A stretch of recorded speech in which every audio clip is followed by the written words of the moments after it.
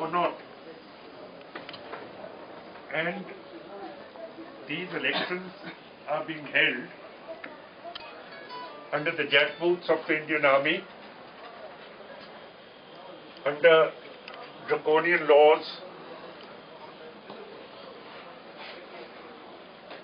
which give the military extraordinary arbitrary powers, which violate the fundamental principles of the Constitution.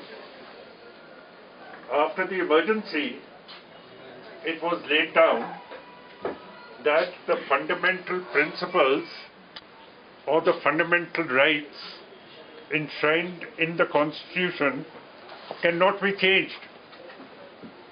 Now, if that is the decision of the Supreme Court, that the fundamental rights enshrined in the Constitution cannot be changed, then how come these draconian laws under AFSPA, which give the government and the authorities and the military to shoot at sight and not face the consequences of the law, when Article 21 is very clear that no person will be deprived of his life and liberty without the procedure laid down by law.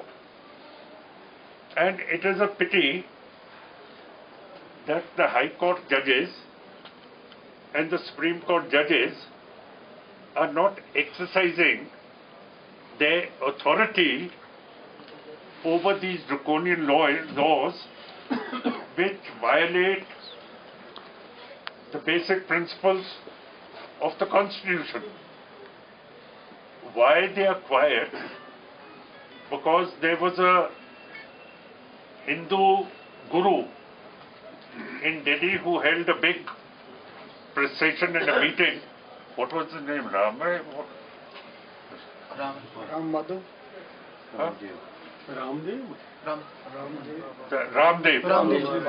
Now, Baba Ramdev held a big meeting in Delhi, which was disturbed and upset by the police, Delhi police. But the Supreme Court took suo motu notice of his fundamental right to hold a meeting and a gathering and express his views. If the Supreme Court can take suo motu notice of a public gathering which is allowed under Article 19, which was disturbed, why hasn't the Supreme Court or the High Court over here taken notice of all the killings and encounters that are taking place? Now, every day you hear that the army has killed so many people. They are Pakistanis, they are terrorists, they are militants. But how do we know? It's the authorities who say that they are terrorists, they are militants, they have come from across the borders, they have come from Pakistan, and they have been killed in an encounter. What stops the judiciary to order investigations into these killings? I mean to say, it is very strange that the Indian press says that so many Pakistanis crossed over and they have been killed by the security forces. But what does the Indian Constitution say? It says no person shall be deprived of his life and liberty without the procedure laid down by law. Then if it is a Pakistani, he is in Indian territory, does not this article apply to him? Is he not a person? And how can you give a bad name to the dog and kill him? I'm sorry to state That is not what the Constitution says, and that is not what the judges are upholding in Kashmir or the Punjab. Even a Pakistani has to get justice because he's a person. That's what the Indian Constitution says. Even a militant, even a terrorist, he comes under the purview, under the definition of Article 21.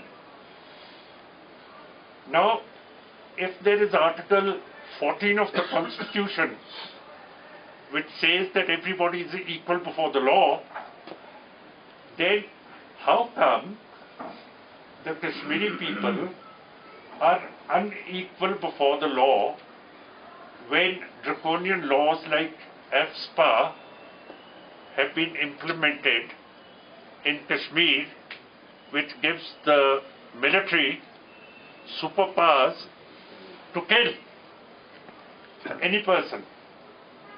It violates Article 14 as well. Article 19 is violated. Article 21 is violated. But what are we doing about it? We are in the temple of justice. What are the lordships doing? That's what we've come to ask from the honorable lawyers and advocates of the High Court, that what are their lordships doing sitting in their chambers and not taking suo motu action into all the unconstitutional things that are taking place. And if elections are being held, there are no international observers in Kashmir to take note of the elections, whereas India does send out its observers to other countries where elections are being held. And when all the important leaders have been detained, how can a free and fair poll take place in Kashmir? And how will it affect the outcome of the elections if bloody stooges are elected to the assembly who do not raise these very fundamental questions which I am raising over here? How can you have an assembly or a parliament which does not represent the voice of the people? It is amazing that their lordships are allowing an election where there are no foreign observers and the main leaders of Kashmir are under detention. I can't perceive. And how come